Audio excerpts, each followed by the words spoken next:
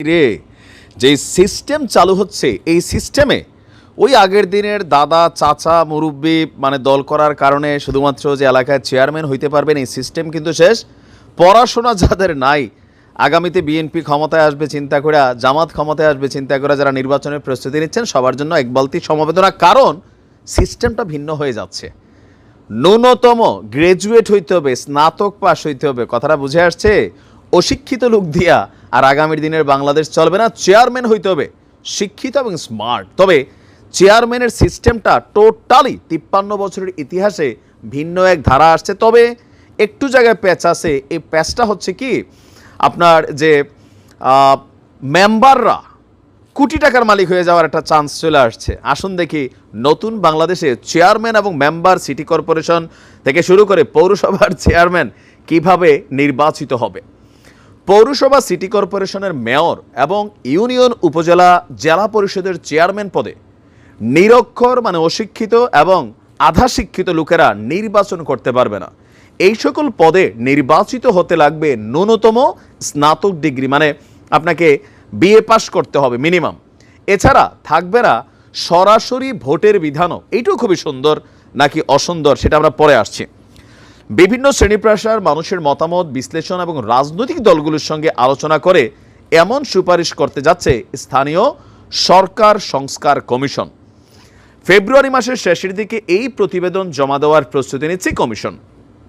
সংস্কার কমিশনের প্রধান যিনি আছেন ডক্টর তোফায়েল আহমেদ, তিনি বলছেন সাধারণ মানুষের অভিযোগ দল পেশিশক্তি এবং টাকার দাপটের কারণে শিক্ষিত মানুষ জনপ্রতিনিধি হতে পারে না। কথা কিন্তু সত্য।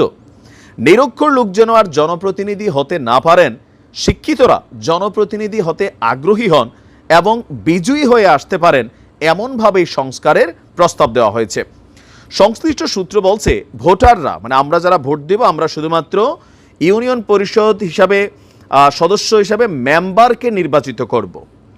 এই ইউপি সদস্যরা আবার ভোট দিয়া চেয়ারম্যান নির্বাচিত করবেন, যাকে কমপক্ষে স্নাতক ডিগ্রিধারী হতে হবে। এই জায়গাটাতে হচ্ছে প্যাচটা কোথায়?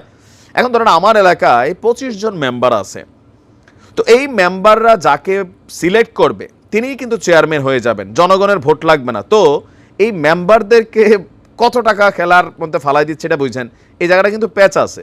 যেমন একজন টাকাওয়ালা লোক, ওনার ছেলে অথবা উনি বিশাল টাকা পয়সার মালিক, কোনো রকমের ডিগ্রি পাস করছেন, তো তিনি করবেন কি 25 মেম্বাররা দিয়ে দিলেন 10 লাখ কইরা, আরেক মেম্বার দিয়ে দিবে আইসা আরেক চেয়ারম্যান। তো এখন কিন্তু মেম্বারদের টাকা খাওয়ার আর একটা সুযোগ হবে, কারণ এদেশের মেম্বারগুলো তো দুর্নীতিবাজ, লুটপাট, চাইল মাইরা গম মাইরা খায়, তাই না? সবাই না, বাট ম্যাক্সিমামই খায়। তো সেই ক্ষেত্রে মেম্বারদের খাওয়ার রাস্তাটা অনেক বড় হয়ে যাচ্ছে। তো আমার মনে হয় এই জায়গাটাতে আরেকটু পরিবর্তন চিন্তাভাবনা দরকার, কারণ এই দেশে মানুষ টাকায় বিক্রি হয়ে যায়। ইউপি সদস্যদের মধ্যে একজনকে সভাধ্যক্ষ নির্বাচিত করা হবে। সভাধ্যক্ষকেও স্নাতক ডিগ্রিধারী হতে হবে, তার মানে মেম্বারকেও আপনার ডিগ্রি পাস হইতে হবে। একইভাবে সিটি কর্পোরেশন এবং পৌরসভায় নির্বাচন হবে।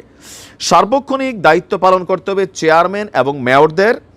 তাদের বেতন কাঠামোতেও একটু উন্নতি করা হবে। ইউপি চেয়ারম্যানের বেতন উপজেলা পর্যায়ের প্রথম শ্রেণীর কর্মকর্তার সমান এবং পৌর মেয়রের বেতন উপজেলা নির্বাহী কর্মকর্তার সমান হবে। এটা ভালো, বেতন টেতন বাড়াবে। কিন্তু আমাদের দেশে চেয়ারম্যানই মেম্বার যারা করে তারা কি বেতনের জন্য করে? তারা করেই রাস্তাঘাট, ইট কেলা যা আছে, পরিবেশ টরিবেশ সব খাইয়া খুইয়া সমান করার জন্য। ভালো মানুষও আছে, বাট বেশিরভাগ এই সেন্সে হাটে কোটি টাকা বিনিয়োগ করে।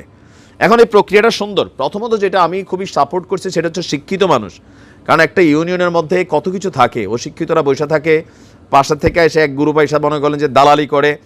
আর এখানে পরিবর্তন দরকার। মেম্বার চেয়ারম্যান অফকোর্স এডুকেটেড হওয়া উচিত, বাট জনগণের ভোটে মেম্বার নির্বাচিত হবার পর সেই মেম্বাররা চেয়ারম্যান কোন পদ্ধতিতে নির্বাচন করবে, সেখানে স্বচ্ছতার বিষয়টা কি থাকবে, টাকায় যে মেম্বাররা বিক্রি যাবে না কি যাবে না, সেইটারে আরেকটু মনিটরিং অথবা পরিবর্তন এখানে সংযোজন বিযোজন করাটা জরুরি। But the system is good.